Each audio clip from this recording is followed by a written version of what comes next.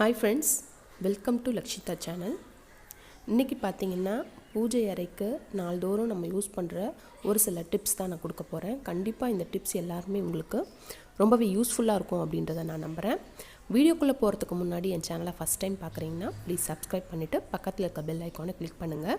இப்போ வாங்க வீடியோக்குள்ளே போகலாம். ஃபஸ்ட்டு பார்த்தீங்கன்னா டிப் நம்பர் 1.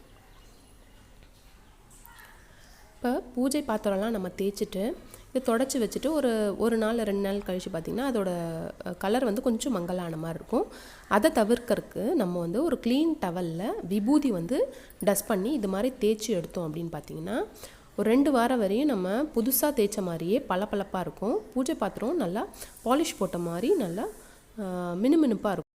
இப்போ பார்த்தீங்கன்னா உங்களுக்கு நல்லாவே டிஃப்ரென்ஸ் தெரியும்னு நினைக்கிறேன். ஃபஸ்ட்டு இருக்கிறதுக்கும் இப்போ நம்ம விபூதி தேய்ச்சிட்ட பிறகும் நல்லா டிஃப்ரென்ஸ் தெரியுது பாருங்கள். நெக்ஸ்ட்டு பார்த்திங்கன்னா டிப் நம்பர் 2. டிப் நம்பர் 2 என்ன அப்படின்னு பார்த்தீங்கன்னா கடைகளில் விற்கிற சாம்பிராணி. இது வந்து தொட்டி ஷேப்பில் இருக்கலாம், இல்லை கோன் ஷேப்பில் இருக்கலாம், இல்லை சின்ன பைப் ஷேப்பில் இருக்கலாம். பட் இதில் வந்து நிறைய வாசனையே வராது, வெறும் புகை தான் வரும். அதை நம்ம ஓவர் கம் பண்ணுறதுக்கு இந்த மாதிரி சாம்பிராணி பொடியை வந்து நான் பொடி பண்ணி வச்சுக்குவேன். பொடி பண்ணி வச்சுக்கிட்டு இப்போ வத்தி ஏற்றின உடனே அதில் வந்து கண்டிப்பாக நெருப்பு வந்து கனைய ஆரம்பிச்சிடும். கனைய ஆரம்பித்த பிறகு நம்ம இந்த மாதிரி சாம்பிராணி போட்டோம்னா வீடும் நல்லா சாம்பிராணி வாசமாக இருக்கும். அந்த சாம்பிராணி ஸ்மெல்லும் நல்லா கிடைக்கும் நம்மளுக்கு. Tip number 3. இப்போ பார்த்திங்கன்னா இது லாக்டவுன் டைம்ன்றதால நமக்கு வெத்தலைப்பாக்கு வாழைப்பழம் கிடைக்காது. ஸோ அந்த மாதிரி டைமில் நம்ம சுவாமிக்கு விரும்பின வச்சு படைக்கிறதுக்கு வெள்ளிக்கிழமைகளில் இந்த மாதிரி பாலை காய்ச்சி வச்சு படைச்சா நல்லது. பாலை காய்ச்சி வைக்கும்போது சுட சுட வைக்காமல் நல்லா வெதன்னு வச்சு படைங்க. Tip number 4. டிப் நம்பர் 4 பார்த்திங்கன்னா எல்லார் வீட்லேயும் நம்ம வந்து கற்பூரம் ஏற்றுவோம். ஆனால் அது கொஞ்ச நாளில் என்ன ஆகும்னா நீத்து போயிடும், எவாப்ரேட் ஆகிடும். அதை நம்ம வந்து சரி செய்யறதுக்கு இந்த கற்பூரம் டப்பாவில் நம்ம வந்து 2 மிளகு போட்டு வச்சோம்னா எவாப்ரேட் ஆகாமல் இருக்கும். அதுவும் இல்லாமல் நம்ம எந்த பாக்ஸில் கற்பூரம் ஸ்டோர் பண்ணுறோமோ அதே பாக்ஸில் நம்ம திரியை ஸ்டோர் பண்ணி வச்சோம் அப்படின்னா திரி வந்து நம்ம விளக்கு ஏற்றும் போது டக்குன்னு பிடிச்சிக்கும், ரொம்ப டைம் எடுக்காது உங்களுக்கு. அதனால் இந்த மாதிரி இந்த டிப்பை ஃபாலோ பண்ணி பாருங்கள். Tip number 5. டிப் நம்பர் 5 பார்த்திங்கன்னா நம்ம விளக்கேற்றுறதுக்கு வச்சுருக்க அந்த எண்ணெய் பாக்ஸில் வந்து சைடில் வந்து ஒழுக ஆரம்பிச்சிடும். ஏன்னா நம்ம வந்து சாமிக்கு விளக்கேற்றும் போது அப்படி ஒழுகிட்டு சைட்லேயும் பார்த்திங்கன்னா கீழேயும் ஃபுல்லாக எண்ணெய் பிசுறாக இருக்கும். இதை ஓவர் கம் பண்ணுறதுக்கு நான் வந்து சின்ன காட்டன் டவல் எடுத்து அந்த விளக்கேற்றுற பாக்ஸில் வந்து நான் சுற்றி ரப்பர் பேண்ட் போட்டு வச்சுருக்கேன். இதனால் எண்ணெயும் ஒழுகாது, நமக்கு பார்க்குறதுக்கும் நீட்டாக இருக்கும். Tip number 6. பூஜை அறையில் பொதுவாக வந்து அரிசி மாவு கோலம் போட்டால் ரொம்பவே நல்லதுன்னு சொல்லுவாங்க. ஆனால் நிறைய பிகினர்ஸ்க்கு நிறைய பேருக்கு அதாவது பியூரான அரிசி மாவில் கோலம் போட வராது. ஸோ இந்த மாதிரி அச்சு வந்து நிறைய மார்க்கெட்டில் விற்கிது. இதோட ப்ரைஸ் பார்த்திங்கன்னா 10 ரூபா தான். 10 ரூபா 20 ரூபா அந்த மாதிரி நிறையா விலைகளில் விற்கிது. பார்த்திங்கன்னா அந்த அச்சும் வந்து ரொம்பவே அழகாக இருக்கும் நம்ம போட்டு எடுத்தோம்னா. இது வந்து சாமியோட பாதம் அச்சு நான் வாங்கியிருக்கேன். பாருங்கள், நான் உங்களுக்கு டெமோ காட்டுறதுக்காக சின்னதாக இதை வந்து போட்டு காட்டுறேன். இது வந்து சுத்தமான அரிசி மாவு தான்.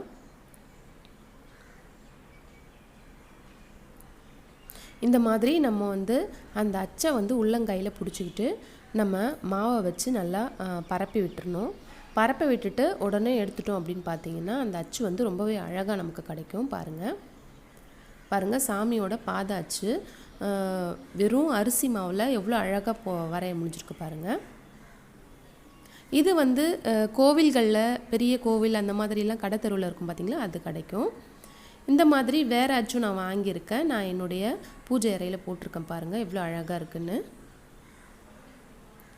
இது நம்ம கோவிலில் பெரிய கோவிலில் கடத்தெருவில் நிறைய கடைகள்லாம் இருக்குது பார்த்திங்களா, அங்கே வந்து கிடைக்கும். கண்டிப்பாக வாங்கி பாருங்கள்.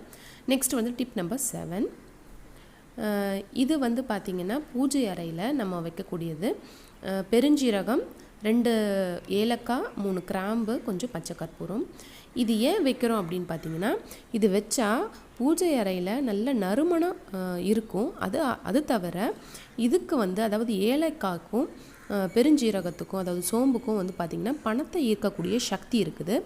இது வச்சோம் அப்படின்னு பார்த்திங்கன்னா நம்ம பூஜை அறை லக்ஷ்மி கடாட்சமாகவும் நம்ம வீடும் வந்து செல்வம் நிறைந்ததாகவும் இருக்கும். கண்டிப்பாக அந்த டிப்பை நீங்கள் ஃபாலோ பண்ணி பாருங்கள், உங்களுக்கு நல்ல பாசிட்டிவ் வைப்ரேஷன் கிடைக்குங்க. அடுத்தது டிப் நம்பர் 8. பொதுவாக பார்த்திங்கன்னா தினமும் பூஜை பண்ணுறவங்களுக்கு சாமிக்கு என்ன நெய்வேத்தியம் பண்ணணும் அப்படின்றது தெரியாது. அதுவும் இல்லாமல் நமக்கு டைமும் இருக்காது. நிறைய பேர் வந்து ஆஃபீஸ் கோயிங்காக இருப்பாங்க. ஸோ அவங்கெல்லாம் வந்து பார்த்திங்கன்னா இந்த மாதிரி திராட்சை வச்சு படைக்கலாம். திராட்சை மட்டும் இல்லாமல் கண்ணாடி கற்கண்டு அந்த மாதிரி நிறையாவும் மார்க்கெட்டில் அவைலபிளாக இருக்குது. திராட்சை, கொஞ்சம் முந்திரி, இல்லைன்னா பாதாம், இல்லை வந்து கற்கண்டு இந்த மாதிரி வச்சு படைச்சா ரொம்பவே நல்லது. நமக்கு வந்து டக்குனும் வந்து வச்சு படைச்சிடலாம். நெக்ஸ்ட் வந்து பார்த்திங்கன்னா டிப் நம்பர் 9 பார்த்திங்கன்னா நான் ஃபஸ்ட்டே சொன்னேன் கோல அச்சு இது மாதிரி மார்க்கெட்டில் கிடைக்கிது அந்த மாதிரின்னு. ஸோ போக டைம் இல்லாதவங்க இல்லை எங்கள் இடத்துல கிடைக்கல அப்படின்றவங்க வந்து இந்த மாதிரி டிப்பை வந்து ஃபாலோ பண்ணிக்கலாம். நான் என்னென்னா வெறும் அரிசி மாவை கரைச்சி நான் பட்ஸ் வச்சு கோலம் போட்டு காட்டிருக்கேன் பாருங்கள். இந்த மாதிரி பண்ணிங்கனாலும் உங்களுக்கு ரொம்பவே ஈஸியாக இருக்கும் போடுறதுக்கு. பிகினர்ஸ் கூட போட்டுடலாம். கண்டிப்பாக இந்த வீடியோ உங்களுக்கு ரொம்பவே பிடிச்சிருக்கும்னு நினைக்கிறேன். இந்த வீடியோ பிடிச்சிருந்தா லைக் பண்ணுங்கள், ஷேர் பண்ணுங்கள், கமெண்ட் பண்ணுங்கள். மறக்காமல் நம்ம சேனலை சப்ஸ்கிரைபும் பண்ணிக்கோங்க. Bye friends.